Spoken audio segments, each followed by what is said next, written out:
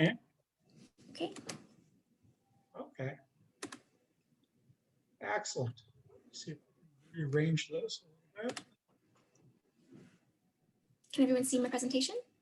Yes. I can. And this is Nasia A Sheikh, and she's going to be talking about the initial orthostatic hypotension, exploring the patient experience, underlying physiology, and symptom management. And with that, I'll let you take it away, Nasia. All right, thank you for that introduction. So yeah, I'll be presenting on initial orthostatic hypotension, exploring the patient experience, underlying physiology, and symptom management. So initial orthostatic hypotension, or IOH for short, is defined by a large drop in blood pressure, and it's associated with pre-syncope symptoms such as lightheadedness, nausea, blurred vision, and may on occasion lead to syncope. In a recent cohort of syncope patients, it was found that IOH was the second most common form of unexplained syncope. And another interesting thing about IOH is that it typically occurs during an active stand and not during a passive tilt. So if you look at the figure on the top right, we have an IOH participant who's lying supine, and then they actively stand up. And as you can see highlighted by the gray box, there's a large drop in blood pressure. The same participant lying supine in the bottom figure is then passively tilted upright. And as you can see, there's no large drop in blood pressure. So this leads to the idea that there's likely a large initial muscle activation reflex that occurs when standing, specifically that this reflex causes a rapid and excessive vasodilation in the lower body as a result of the brief muscle contraction required to stand. So despite the severity of symptoms and how common IOH is, there's little known about the disorder. So the primary objective of my research study was to provide a deeper understanding of initial orthostatic hypotension. So this was accomplished through 3 aims. So aim 1 was a qualitative study exploring the patient experience with IOH. And this study found that patients felt that IOH was an invisible disorder, which made it difficult for them to discuss their symptoms with friends, family, and even physicians. And a patient priority that also emerged from the study was that most participants felt that an official diagnosis would significantly help in their journey with IOH. Aim 2 was a physiological study where IOH participants performed a series of sit to stand maneuvers, each with varying seated baseline durations, ranging from about 30 seconds to 20 minutes. These stands were used to determine whether or not there's a refractory period to the muscle activation underlying IOH. The results of this study show that the drop in systolic blood pressure was significantly reduced following a short sit compared to a long sit, indicating that a refractory period does exist and is less than 2 minutes. These results also indicated that a short sit can blunt the IOH blood pressure response, and that the large drop in blood pressure seen in IOH is likely due to a rapid decrease in systemic vascular resistance. Aim 3 was a physical intervention study looking at the lower body muscle pre-activation before standing and muscle tensing after standing in reducing the blood pressure response of IOH and relieving symptoms. In this study, IOH participants performed sit-to-stand maneuvers with either muscle pre-activation before standing or muscle tensing after standing.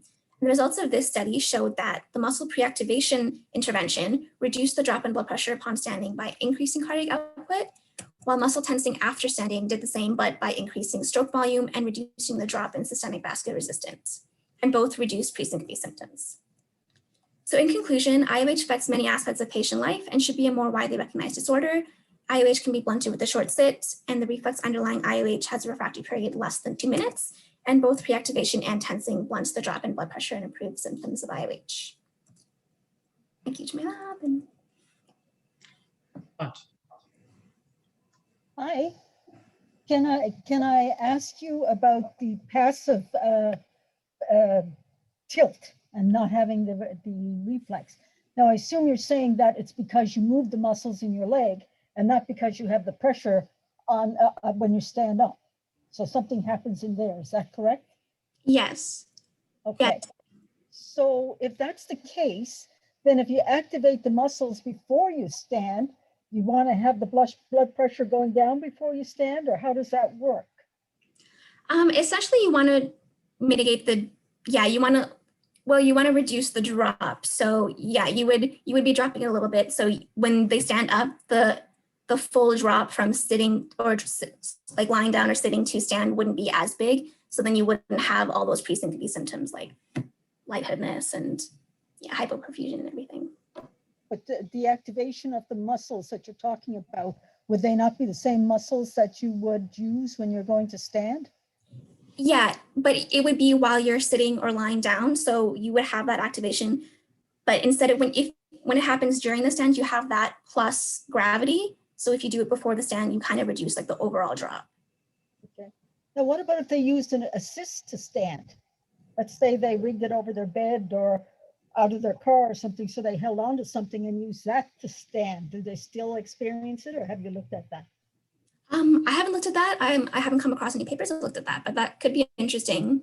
I guess you would probably be using, engaging your muscles a little bit less. So that could be interesting, yeah. Okay, and that pretty much concludes our 2 minutes. So let me see if I can unshare with you. Okay, that's great. And our next speaker is Juliana Jorge. But you have to unmute yourself. Okay, well, thank you very much. I'll make you a co-host here for a second. We'll just make sure that you can share your screen.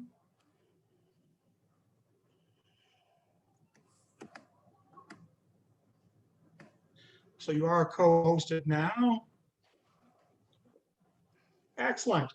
And Juliana is going to be talking to us about, I've got to get my watch here reset. Juliana is going to talk to us about the relevant burdens of injuries, due to vasovagal syncope. Thank you very much. And Juliana, take it away. Okay, hi everyone. So yeah, our work was about the burden of injuries due to vasovagal syncope. So, So vasovagal syncope occurs when we faint because our body overreacts to certain triggers like standing for too long or extreme emotional distress. And the triggers makes your heart rate goes low and the blood pressure drops suddenly. So a little bit of each, or sometimes both. And most common types it's the most common type of syncope, and about 50% of syncope cases in emergency departments. So it is very important, but it's considered by physicians and patients as benign. And we all know that sudden capacitation can cause injury. So the predictors of injury due to vasovagal syncope are not known. So our work was to find out more about injuries in vasovagal syncope and everything else we could find. So we did in 2 steps. So first we looked at a prospective analysis. So in 344 patients in 2 clinical trials during 1 year follow-up, we were looking to trying to determine the risk of injury in that duration. And we find out that 14% of patients sustain an injury, 47 patients exactly, only 3% were severe. And severe, we consider head trauma and fractures, and higher risk in females. So almost 3 times more females than males had an injury during the follow-up, and higher risk in patients with frequent syncope. So frequent syncope was patients that had more than 4 syncope episodes in the prior year before the trial. So those patients in this prospective analysis was the one that had more injuries, and we had this 14% of prevalence. And secondly, we did a systematic review. So we looked for every paper that we could find that had numbers about physical injury due to vasovagal syncope prior to study enrollment. So this was a retrospective analysis, and we found out 23 studies with 3,500 patients, and the injury rate, the weighted mean rate, was 33%. So 33% of those patients had at least 1 injury in their lifetime. So they might have more, but we didn't count that, just yes or no, that was the question. And 13.9% of that was severe. So this is before the studies they were in. So the likelihood of injury was higher in studies with older patients. So the injury rate in studies with younger patients was about 33.5%, and in older patients was, 27.5, and in older patients, 43.4. So in conclusion, we found out that injuries are more frequent in vasovagal syncope patients than we previously thought. Clinicians should be aware of the risks of injury when providing care and advice to patients with vasovagal syncope. And the predictors of injury in vasovagal syncope and how to reduce them still lack a thorough investigation. We could not find the same results for both searches. That's it. Okay, well, thank you very much, Juliana. Does anyone have any questions for Juliana? Well, while we're waiting, you mentioned that 3% of the injuries were quite severe, being sort of head trauma. So what other injuries are very common with people having this type of vasovagal syncope? Most common was bruises. So 84% was bruises and like lesser important. People usually did not have to go to the hospital. So those kind of injuries was the most common in this study. 84% to be exactly. Can you define older in this population? Sorry, the population older is the meta-analysis, and it was 55 years old, which was our median age. Okay, and do you have any hypothesis why it's more common in females than males? So the females and males for the previous study, in the meta-analysis, there was no, females and males because we didn't have the numbers of injuries by males and females. But in this one, we do know that females had more faints before. So we think it's that. And we also saw that they had more faint episodes during the 12 months. But for vasovagal syncope, they'd have both was like higher, not only the number of faints, but also the number of injuries, which might be connected. Yes, that's what we think. Okay. And what about medications? Did you look at medications? Was there a difference in the medications between older and younger? For this analysis that we had medication, we didn't had any difference between older and younger because our population had a median age of 35. So we couldn't compare that much, the age for this one. And for the meta-analysis, we didn't have which medication they were using, so we couldn't do that comparison. Okay, I think we should move on to the next speaker. Juliana, if I can get you to stop sharing your screen. I did. Excellent. And our next speaker is Laura Crock. And let's see if I can find, there's Laura, okay. And I will make her a co-host. So she should be able to share her screen. Laura, is it working? I think you selected the wrong participant for the co-host. One yet. Did I? Oh dear. Have to unselect Kate. Oh, okay. Okay, I selected Kate. there we go. There we go. Okay. Is that working now? Excellent. I think so. Can you see the screen? I can see the screen. Uh, Okay. Laura is going to be talking. Is that the correct screen? Presentation mode? no, it didn't work on my end. Sorry, just one moment. I'm just going to try again. I may have to unselect for Kate, withdraw co-host. And I think the problem is I've got too many co-hosts here that I did not unselect. That's the problem here is on my end. Okay. Okay. Okay, can you see now? I think it's working. You can see now that the title is different from the one I was given. So, but absolutely, go right ahead. Great, thank you. As So a doctoral, sorry, I was going to say self-reported awareness and symptom severity of orthostatic hypotension in patients with spinal cord injury. Thank you. As a doctoral student in the lab of Dr. Erin Phillips, I work with a multidisciplinary research team investigating autonomic functioning after spinal cord injury. As part of a larger study within the Restore network, we investigated self-reported awareness and symptom severity of orthostatic hypotension among people with spinal cord injury.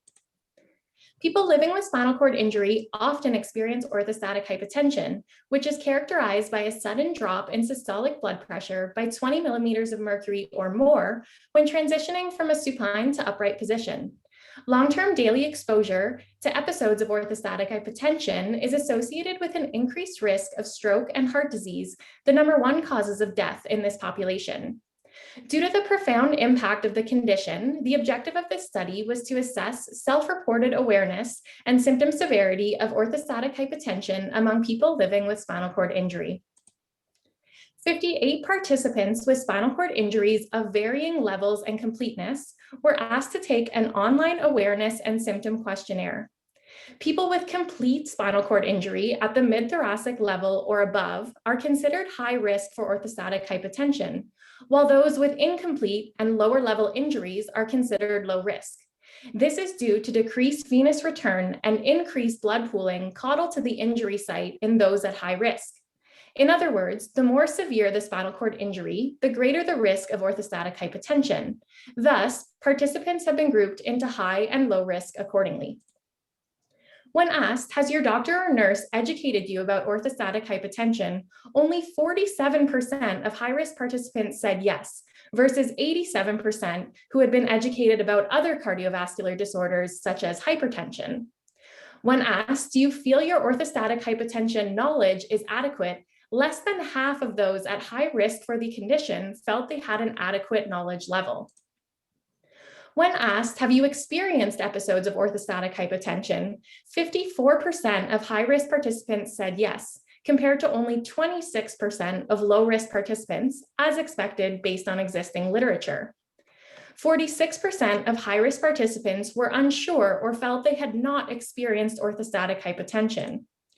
Interestingly, when these individuals were asked about symptoms in their daily lives, 71% had in fact experienced symptoms of orthostatic hypotension, such as dizziness, lightheadedness, or blurred vision, highlighting a potential dissonance between orthostatic hypotension awareness and symptoms.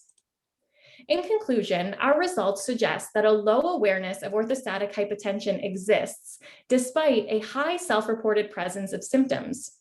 As we progress in our research, two key questions remain. One, is orthostatic hypotension a silent contributor to cardiovascular disorder-related deaths in this population? And two, is more education on orthostatic hypotension needed for people living with spinal cord injury to increase awareness and identifications of the condition? Thank you, and I'll be happy to answer any questions. Perfect, exactly on time. I'll start off if I may. The time following spinal cord injury, does it take time for this disease to develop in these patients? And does it plateau or does it actually become more severe with more time? Yeah, great question. So in this sample, I'll start off by saying in this sample, we were looking only at chronic. We had no participants that were in a very early acute phase, so less than a year after spinal cord injury. So in terms of our current population sample, these are all chronic, so longer than a year since their injury. There is orthostatic hypotension in both the acute phase after the spinal cord injury as well as the chronic phase, but they are a little bit different in terms of the mechanism. So typically, to answer your question, there is a orthostatic hypotension, quite severe dysregulation early on in the acute phase.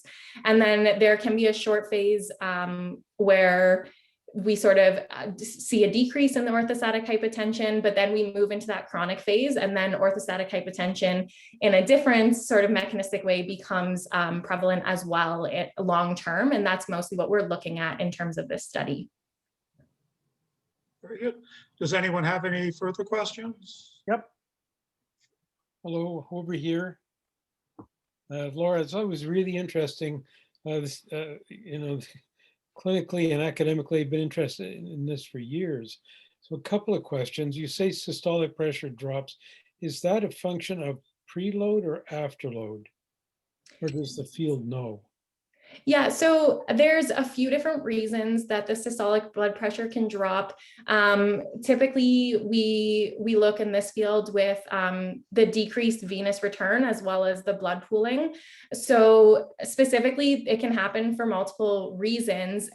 With the spinal cord injury, depending on the level and completeness, we'll have that interruption of the sympathetic excitatory pathway.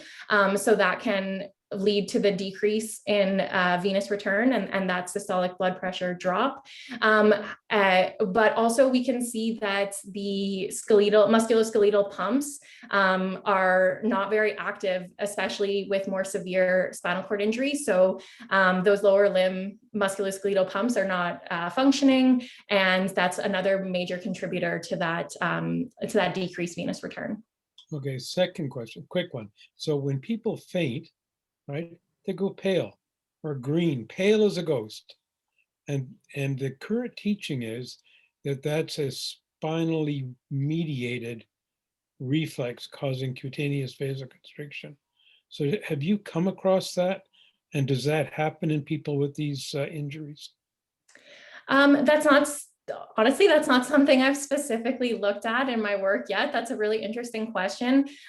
Sort of anecdotally, I can report that, yes, we do see in the in-lab testing, we do see pale, sort of what, for example, in the tilt test, when we raise participants to 60 degrees, typically I would say we first hear verbally from them the symptoms. I'm feeling a little bit lightheaded, and then we are watching their beat by beat blood pressure as that's happening. But it is very frequent as well in this population that in my experience so far that they will be pale as well. But I've seen often, they report not feeling so well. We see the beat by beat blood pressure, systolic dropping, and as well, they might have the symptom of going pale.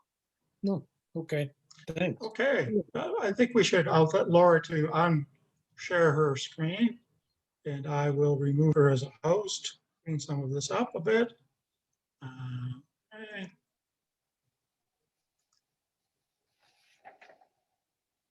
Okay, our next speaker is going to be Juliette Hall. There she is. I will make her a co-host. You should see something coming up, Juliette. You should be able to share your screen. Excellent. We can all see it. And Juliette's going to be giving us a talk, a comparison of health-related quality of life in autonomic disorders, postural tachycardia syndrome versus vasovagal syncope. Yes. I'll turn it over to you. Thank you. Okay, so postural orthostatic tachycardia syndrome, or POTS, and vasovagal syncope, also known as VVS, are two common autonomic disorders which are often conflated with each other. And so POTS is characterized by an increase in heart rate of at least 30 beats per minute upon standing without a significant drop in blood pressure, whereas vasovagal syncope is, as we've talked about, a common type of fainting where patients lose consciousness and postural tone and usually recover pretty rapidly. And so each of these disorders is known to be met with a reduced health-related quality of life. So we were interested in looking at the relative differences in health-related quality of life between these two patient populations. So to do so, patients filled out this RAND 36 health-related quality of life survey, which is a survey of 36 questions which are grouped into 8 different domains, which each represent a different aspect of health-related quality of life. And so you'll see that among these 8 domains, the POTS patients scored significantly lower in 6, where a lower score represents a worse health-related quality of life. So these were physical functioning, role limitations due to physical health, energy and fatigue, social functioning, pain, and general health. The domains which are in red here all represent domains which are related to physical health and general health, and they were significantly lower across all 5 of them in the POTS patient population, whereas those related to emotional health-related quality of life were two of them were not significantly different, whereas one was significantly different. And then we also grouped these 8 domain scores into 3 different composite scores. So the domains related to physical health, mental health, and general health were each separated and looked at. And again, here you'll see that the POTS patients scored significantly lower in physical health and general health composite scores, whereas they actually scored significantly higher in mental health composite scoring. And so from this, we concluded that although vasovagal syncope and POTS are often confused with one another, there are significant and clinically relevant differences in health-related quality of life between the two, and that notably physical and general health is worse in POTS patients, and that understanding why these differences exist may be helpful for clinical interventions. And thank you to everyone involved, and if anyone has any questions. Okay, well, thank you very much. Does anyone have any questions for the speaker? Yes. Any theories on or any help from your questionnaire as to why the POTS people feel better with respect to mental health? Yeah, it wasn't really clear based off of the questions that were asked. I guess there's sort of a hypothesis that vasovagal syncope is known to cause a lot of like anxiety in patients because they don't know when they're going to have this transient loss of consciousness. And like Juliana talked about, you know, they get injured sometimes, and that can obviously be frightening and anxiety causing. But no, we don't. That's just a hypothesis. I don't really know why that difference existed. I got a question. Oh, sorry, go ahead, Rob. Juliette, Yes. our big find from Queens. Thank you, Lisa Welakovich. So when you're doing research, you like to have a big signal, a big difference between good and bad. And your signal for POTS, for the physical well-being, the various measures are, actually it's huge. So, On this slide, yes. there, that's the one. So if you're a scientist studying this group of patients and you have an intervention that you hope makes them better, should we be using as our endpoint something that's really easy, like heart rate, possible tachycardia, or should we be using something like quality of life for patients? I think that, well, I would say as a researcher, you should be, at least in what research we were doing, which was trying to improve the outcomes for participants, it would be this health-related quality of life and how the patients perceive it, because that's sort of the goal of our research, at least, is to improve the quality of life of the POTS patients, whereas maybe if their heart rate didn't drop as much of an endpoint, like as an endpoint would be advantageous, maybe it wouldn't mean as much to the participants as we had hoped. Thank you. No problem. All right.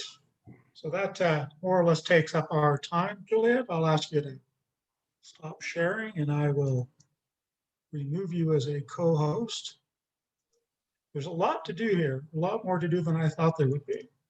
Our next speaker is Vincent Lee. Vincent, I will make you a co-host. A lot of buttons to press. Thank you. And you, okay, excellent. And Vincent Lee is going to be talking to us about oral amiodarone for acute cardioversion of atrial fibrillation. And take it away, Vincent. Thank you. Good afternoon, everyone, and thank you for joining my presentation today. My name is Vincent Lee, and I'm a PGY4 cardiology resident here at the University of Calgary. I'll be talking about my research project that is currently in progress, named the Calgary Oral Amiodarone for Acute Conversion of Atrial Fibrillation Study, abbreviated as the COAF study. The reason that I think my study is important because it may highlight a new treatment option for managing atrial fibrillation, which may benefit both patients as well as the healthcare system. Atrial fibrillation is an arrhythmia in which the atria are contracting irregularly at a rate of 400 to 600 beats per minute, and part of an ECG showing atrial fibrillation is shown on the left. And research into atrial fibrillation is important because it is a disease that affects a significant number of Canadians, increasing in prevalence with increasing age to affect approximately 9% of those over 80 years of age. When we talk about the management options for controlling atrial fibrillation, two main strategies can include rate control of atrial fibrillation or rhythm control. Rhythm control refers to the strategy to attempt to maintain the patient in sinus rhythm instead of atrial fibrillation. And my research project explores a potential treatment option in the rhythm control strategy. This slide shows some of the main medications that can be used for cardioversion for a patient who is in atrial fibrillation. In this slide, I want to highlight one main point, and that's further described in the two sentences below the table. And this table comes from the 2020 Canadian Cardiovascular Society guideline on the management of atrial fibrillation. And it states that class 1A, 1C agents should be avoided in patients with hypotension, ischemic heart disease, or heart failure. As you can imagine, these restrictions mean that these drugs are not recommended as an option for a significant number of patients with atrial fibrillation, whereas the drug in our study, amiodarone, can be used in these patients. What we are planning to do is that these are the methods of our study. And amiodarone has been often used in the management of atrial fibrillation. However, it is often given in either the IV form or through multiple oral doses multiple times per day. And we are seeking to evaluate the safety and efficacy of using a single dose of 2 grams of oral amiodarone for acute cardioversion of atrial fibrillation in both the inpatient and outpatient setting. We're going to evaluate the endpoint of conversion to sinus rhythm within 48 hours as documented by a portable cardiac monitor. And we're aiming to recruit a total of 42 patients for this double-blind randomized controlled trial. I think that this study could be valuable if it shows a positive result because it will highlight a novel and simple method for cardioversion of acute atrial fibrillation that can be used in a wider range of patients. And this may allow for a larger number of patients to be managed as an outpatient, which would be great from the patient's perspective. And it can also reduce the cost of managing atrial fibrillation to the healthcare system significantly. I can now take questions and comments. Thank you very much, Vincent. It's an interesting talk. Does anyone have any questions for Vincent? Vincent, how well do you think this larger dose will be tolerated, since we frequently see GI upset with much slower doses, lower doses? Yeah, that's a great question. So one of the important things to highlight about amiodarone compared to some of these other medications is its extremely long half-life. Its half-life is approximately over 50 days, which is significant compared to a lot of the medications used in cardiovascular care. And because the half-life is so long, I think the safety of the amiodarone can be tolerated pretty well. While there can still be some... I don't necessarily mean safety. I mean GI upset. How well is it going to be tolerated? That's a big dose and a lot of pills. Yes, there will be certainly a large number of pills, 10 pills for the patients to take. While I don't think we know the exact amount of GI upset that currently will be shown within the 2 grams, I think the study will evaluate that as well, especially when we follow up with patients. So it will highlight that perspective. And in studies in which patients take amiodarone and overdose on amiodarone, sometimes up to 8 grams, which is 4 times the dose that we use in our study, it's relatively safe, and most of these patients do well with just monitoring without any specific treatment for the overdose of a larger dose of amiodarone than we're using in our trial. But I think that's a good question, and I think we're going to explore that when we follow up with the patients. Are you going to change the dose for the tiny patient versus the more obese patient? That's a good question as well. And a lot of the studies used when they evaluated very high doses of single oral amiodarone used a weight-based dosing. We're using a 2 grams calculated dose, which kind of errs on the lower end of the weight-based dosing. At this point, we don't plan to use the weight-based dosing because we want to evaluate a dose that we think will be worthwhile to be used in a large number of patients. But that is a good point to keep in mind as well. Thanks. Does anyone have any other questions for Vincent? I just have a quick question, if I may. You talk about reducing the cost. Amiodarone is a drug that's been around for a long time, and I wonder how its cost compares to some of the newer treatments, or if you actually know anything about that, Vincent. Yeah, I don't know off the top of my head, but I think that's a good point, especially as newer and newer medications come out. They are often much more expensive compared to the older ones. And if we can find that using older drugs or generic drugs are still effective and safe for patients, I think that's a good thing to keep in mind in our healthcare system where cost is important as well. The other thing Okay. is you could do this as an outpatient and it wouldn't cost the hospital bed. Yes, and much nicer for patients to be able to go home as well. Well, thank you very much, Vincent. I'll get you to stop sharing your screen and I will remove you as a co-host.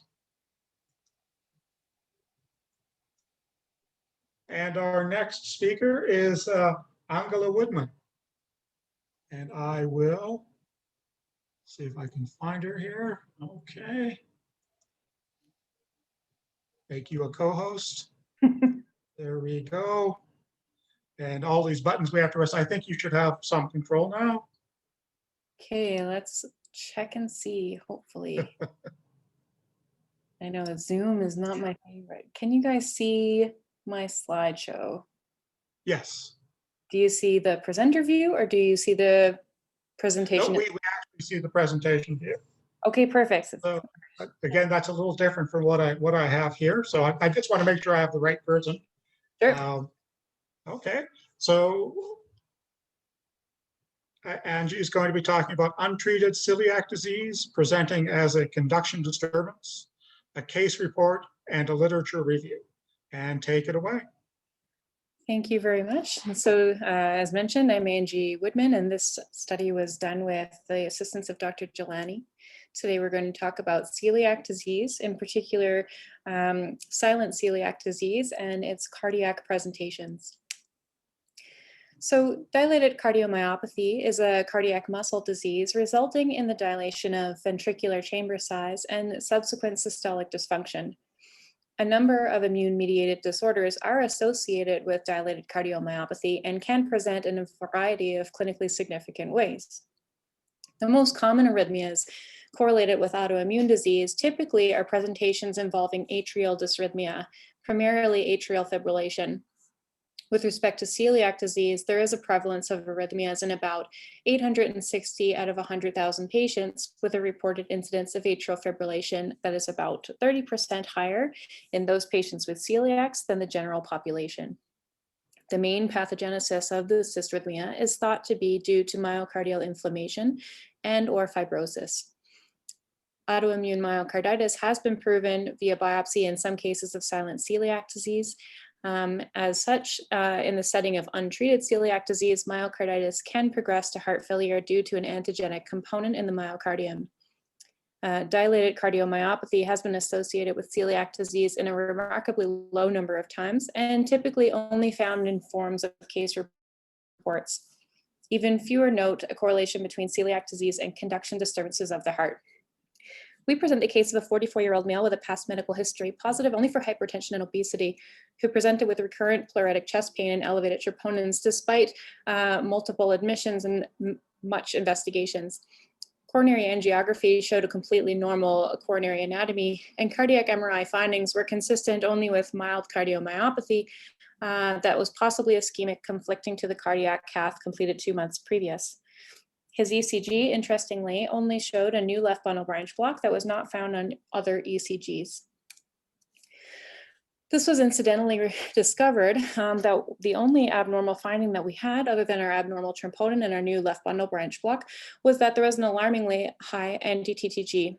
Duodenal biopsy subsequently confirmed diagnosis of silent celiac disease, which then in turn showed subjective improvement in symptoms by the patient within 6 weeks of changing to a gluten-free diet. We have a follow-up cardiac MRI and ECGs pending to assess the reversibilities of possible cardiac dysfunction and conduction abnormalities. If reversible, it'll be the first known published case of silent cardiac disease presenting with conduction delay and dilated cardiomyopathy, which has then shown reversibility through diet change. Now I'm happy to take any questions. Okay, well, thank you. Thank you very much. Does anyone have any questions for Angie? So I'll basically start out. I don't understand as much of celiac disease as I probably should, but is there any, we know recently that we know that immune cells within the heart seem to play a role or have some type of role in the spread of the action potential across the heart. and its potential effects on the normal electrophysiology of the heart. I don't know whether this sort of inflammation that results from celiac disease, has anyone actually ever looked to see whether or not there is an abnormal immune response occurring within the heart itself? So there has been a few studies. I'm not sure if this will answer your question, but in particular, there was an individual who had, actually, sorry, a whole study, I think done by the BMJ, and they had shown specific immunofluorescence activation depending on whether or not somebody with a diagnosis of celiac disease was on a gluten-free diet or not. And there did appear to be certain correlations there with that. I think that was also a person who had severely dilated left ventricle, as well as an ejection fraction originally presenting as 15%, which then normalized after 1 to 2 years of the diet change. An additional study that I've seen also noted that I think that there were 2 separate channels that there was ongoing studies for, I believe a sodium and a potassium channel within the atria that may be secondarily related to the autoinflammation to untreated celiac disease. Interesting, interesting. Does anyone have any further questions for Angie? How long are you going to wait before you do the MRI or assessment of his LV? So the MRI is currently scheduled for, I believe it's 6 months after the initiation of a gluten-free diet, which of course will have to be confirmed as well to make sure that he's not unknowingly taking in gluten in his diet. The ECGs themselves will be continued to be followed up in a 3-month perspective, but from previous studies, it appears as though that the normalization of the left ventricular dilation happens within 1 to 2 years, whereas symptomatically, you see almost, it seems like a 4 to 6 week improvement just from a clinical subjective impersonation from that patient. So I guess the answer is, in the next cardiac MRI, should we not see that change, that doesn't necessarily rule out that there won't be reversibility. We'll have to do another one in another 1 to 2 years. All right, excellent. I think we'll move along with the next presenter, and I'll get Angie to stop sharing her screen, and I will remove her as co-host. Okay, our next speaker is Nathan Leader. And Nathan, I will make you co-host. So you should have, should be able to see your, there we go, excellent. Okay, and Nathan is going to present a talk to us today on the accuracy of non-invasive personal electrocardiogram devices at identifying arrhythmias in hospitalized patients. Take it away, Nathan. Thank you. Good afternoon, everyone. So I'll present my research on, like it was said, the accuracy of personal ECG devices at identifying arrhythmias, specifically atrial fibrillation. So the background on this study relates to personal ECG devices, and the 2 most common devices that are used are the Apple Watch and the AliveCor Cardia. They both can take a single lead ECG that is done over 30 seconds, and they both can display a rhythm analysis. And the display either says sinus rhythm, possible atrial fibrillation, or it's inconclusive. So the way that we designed the study, we took patients that were admitted under cardiology and that were on telemetry. We used both devices on each patient, the Apple Watch and the AliveCor. The device would output a analysis of the heart rhythm, either inconclusive sinus rhythm or atrial fibrillation. If it was inconclusive, I'd attempt to do an ECG a total of 2 more times to see if the device would give me a certain analysis. And then we also obtained telemetry tracings to act as our gold standard for rhythm. We excluded patients who had low heart rates or fast heart rates because the Apple Watch does not give you a rhythm analysis when your heart rate is when it is not within those range, or that range. So the results of our study, it was a small study, slightly interrupted by COVID. We got 9 patients with atrial fibrillation, 14 who were in sinus rhythm, average age there. The patients admitted under cardiology, so they had slightly, they had some extra beats, specifically 4 had PACs and PVCs. 1 had PVCs in the atrial fibrillation group. We also had some people with conduction disease. And these were all designed or useful because they helped, or they made it more difficult for the analysis of the rhythms by these devices. Not unsurprisingly, about a third of our patients with the AliveCor, a third of our attempts were inconclusive with the AliveCor, and almost 40% with the Apple Watch. Some kind of interesting cases. So with the Apple Watch, this was an example of a false negative, which was interpreted as sinus rhythm, where we can clearly see it's an atrial fibrillation. And similarly, we had false positives, where this is an example of someone with an atrial bigeminy who was diagnosed, or the device gave a reading of possible atrial fibrillation. And so the overall results of the study, I looked at the sensitivity and specificity of each device, and interestingly, there was quite a discrepancy between the two. And so the Apple Watch seemed to be highly specific, but much less sensitive for atrial fibrillation, whereas the AliveCor was much more sensitive, but less specific. And again, my conclusions were that there was notable differences between the devices in sensitivity and specificity. And depending on what you're using the device for, this could have significant implications. It is possible that physician assessment of the ECG, so looking back here, would help improve the accuracy of our diagnoses. But we have not done this analysis yet. And I'll open it up for questions. Thank you very much, Nathan, for an interesting talk. Does anyone have any questions for Nathan? Would you like to tell us the difference in price between the Cardia and the Apple Watch? Very different in the 400s for the Apple Watch at least, and then it's about $120 for the AliveCor. The Apple Watch does allow you to text. You can use it as a wallet, so there are some other benefits. That's interesting. So if I may ask a question, if nobody else has a question, we all see wearable tech now as something that 20 years ago was virtually unheard of. What would you do to what could you envisage basic working coordination with an engineer to try to develop something similar, or something that would improve on these devices that could give you a little more accuracy or specificity? That's a really good question. I do think teaching people to properly use the device is very important, because they're quite sensitive to any little bits of movement, especially if someone had a tremor. And the issue is there's a fine line between over filtering of the data that comes in, where you have a little bit of a noise from the person holding the device, and trying to filter out that and not removing some of the important data. So there must be some sort of fine line each of the companies is using to try to create a good, or a sensitive but also specific algorithm.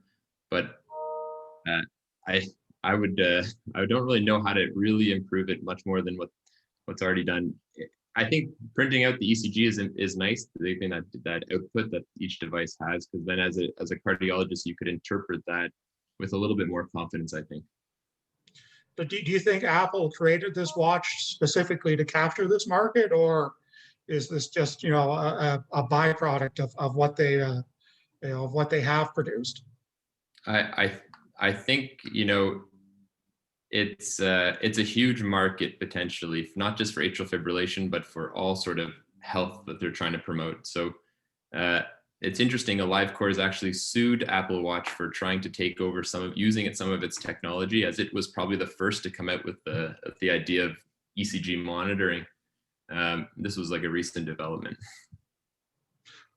Does anyone have any other questions? So the first version of the AliveCor was actually a jacket for your iPhone. Oh, oh yeah. The thing that you put, and there was also for the wristwatch, there was a single lead that they had that was designed by AliveCor for the Apple Watch initially, and then they took that and put it into the watch itself. Suppose you could get heart rate and beat-to-beat blood pressure. What kind of accuracy do you think that would have?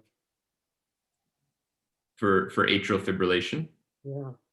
I think, again, I think there's probably ways, and I think people are trying to develop more machine learning in terms of trying to figure out ways of better detecting it. I think there's a lot of issues with just heart rate detection, because that's mainly by photoplethysmography, which is a little bit less accurate.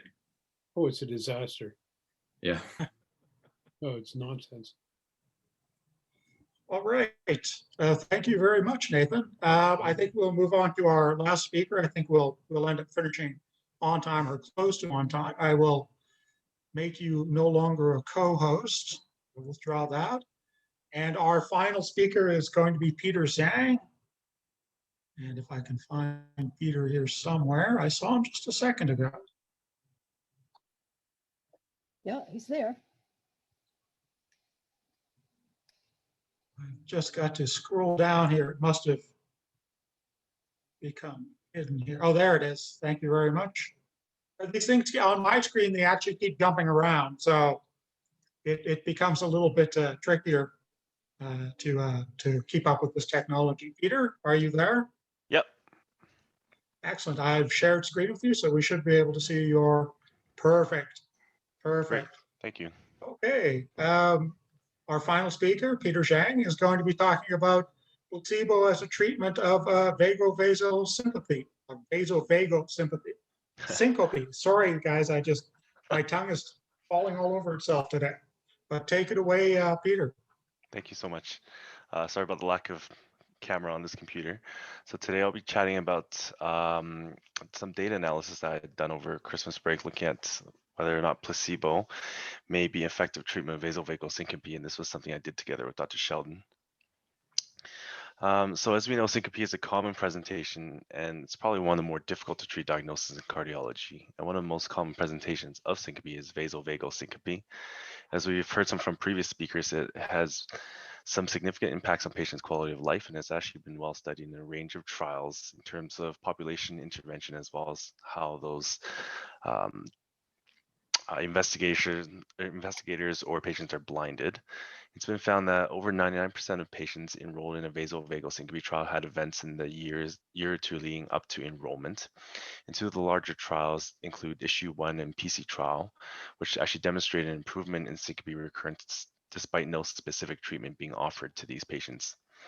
And in a meta-analysis of 17 syncope studies, as you can see on the right side, all the studies examined showed a large reduction in the frequency of syncope in the control arm, even when compared against the period prior to enrollment. And based on the degree of blinding, there was actually no significant differences between observational or randomized controlled trials, nor were there any differences when the interventions were drugs, devices, or lifestyle measures. Large proportions of the study populations had improved in terms of the burden of syncope, with the common factor being close follow-up with the healthcare team. So the post-trial examined the prevention of syncope with metoprolol, which is shown to be unfortunately ineffective in the study population. And after a couple of iterations, the post-4 trial sought to further examine the effect of midodrine on recurrent vasovagal syncope. Post-4 was a longitudinal prospective parallel design, placebo-controlled and randomized multi-center trial. And actually had a presentation to the CCS in 2019. The intention to treat analysis actually showed a statistically significant benefit of midodrine in the prevention of vasovagal syncope. And further analysis of the post-4 data at the bottom here actually also hinted towards a treatment effect in the placebo group. So our project actually sought to go back to the post-1 trial data set and examine for this placebo effect. So patients who were found to be placebo responders showed a significant response in terms of syncope frequency. We compared the baseline frequency between placebo responders and non-responders and found that they differed in terms of a simple R-squared value from their linear regression. That's the top figure here. And this suggests that potentially there are underlying differences between the populations that we may not necessarily understand or recognize. Secondly, we compared the baseline non-responder syncope frequency versus after randomization, and there also appear to be an effect. So it could be suggested that maybe these patients are not necessarily non-responders, but rather partial responders. So in the end, the data analysis points us towards some further work we can do. We do plan on performing a Poisson regression to determine whether the two distributions are truly different by chance, truly different and not by chance, I mean. And if it's shown that placebo responders and non-responders are shown to have a different distribution, then further work does need to be done to uncover what exactly affects a patient's response to the placebo therapy. And recognition of these factors can impact our management of vasovagal syncope in the future.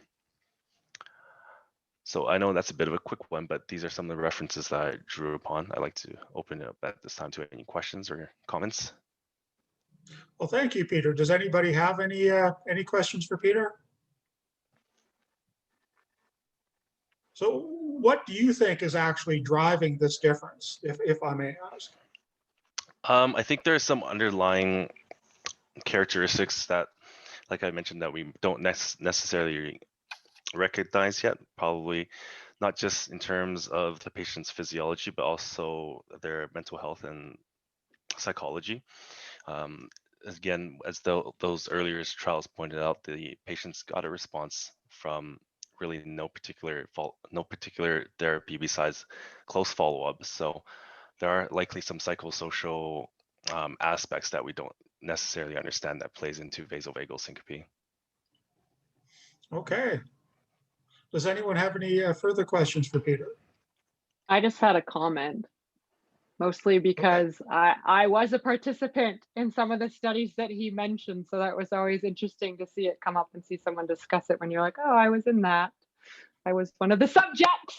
So yeah, it's super cool to see what you've done with that. So anyway, that was all my comment was. It was cool to see what you put forward with something that I had got to be a part of. So that's great. It doesn't just disappear into a black hole. It's Yeah. interesting to see science in action. It is. It's awesome. So